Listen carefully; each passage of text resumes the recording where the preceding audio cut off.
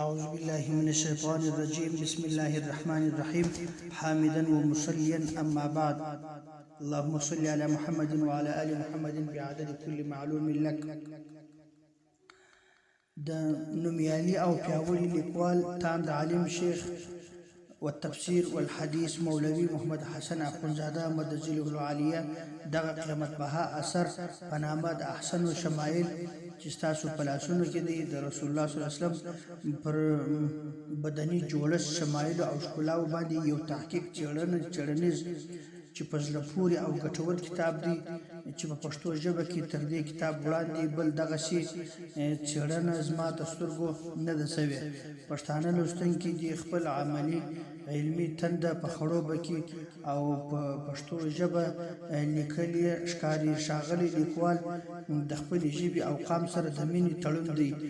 دغه ژیار یې له هر اړخه ځانګړي او د ستاینې وړ دی. هیله ده چې د درانه لوستونکي یې په مینه او لیوالتیا ولولي. موږ د ښاغلي لیکوال دغه لوی خدمت د قدر او ستاینه کوو. د چشتن متعال جل جلاله څخه د نور خدمت توفیق او اوږد خواږه ژوند لپاره دعا ته لاسونه ورته کوو.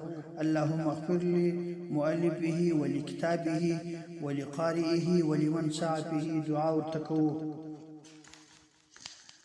مولوي محمد حسن اخونزاده چې د خدای بخښلي مولوي محمد عارف اخونزاده زوی دی، د ستر عالم او فاضل شیخ مولوي محمد اشرف اخونزاده لمسی دی چې په کال 1992 کې د کوټې په ښار پښتون آباد علاقه کې په ډیره علمي او منوره کورنۍ کې سترګې غړولې دي. په خټه قام هوتک دی چې د نسب سلسله یې د افغانستان وستر عالم او پښتانه شاعر مولوي شیر محمد هوتک رحمت الله علیه ته رسیږي. د احمد شاه بابا د دربار نانتو عالم او د احمد شاه بابا علمی مشاور ملا شاهو اخونزاده رحمت الله علیه د خاندان اوم نیکه دی. دغه ځوان عالم تر اوسه مهاله لا د خپلو اسلافو د لارې لاروي دی. د خپلو مشرانو او نیکګانو پر لارې پل ایښی او روان دی. ښه عالم، مدرس، لیکوال، مقرر، صوفي او با استعداد شخصیت دی. زده کړه او تعلیم یې مولوي صاحب خپل لومړنۍ زده کړې علمي زده کړې د خپل کور کې د خپلو اقرباو څخه پیل کړې دي. کله مخکې چې مو یادونه وکړه چې کورنۍ یې ټوله د علم او زده کړې خاوندان دي. د زیاتو زده کړو لپاره یې د افغانستان، پاکستان، پېښور، کراچي، بلوچستان او داسې ګڼ شمېر سیمو ته د علمي سفرونه کړي دي او ګڼ شمېر د علماو، مشایخو، متبحر علماو، استادانو څخه یې زده کړې ترلاسه کړي دي. د انتهایی زده کړو څخه یې د احادیثو کوچنۍ دوره پر شیخ مولوي راز محمد صاحب په لورلای کې کړې ده. د علومو څخه د فراغت دوره یې د احادیثو لویه دوره یې په بلوچستان چمن علاقه کې په کال 2012 کال کې چې په عمر چې د عمر 20 کاله و پر شیخ الحدیث و تفسیر محمد علي صاحب باندې سر ته رسولې ده او د قرآن کریم ترجمه یې دوره تفسیر القرآن پر شیخ سید نخبت الله آغا عرف کډی آغا صاحب باندې پای ته رسولې ده.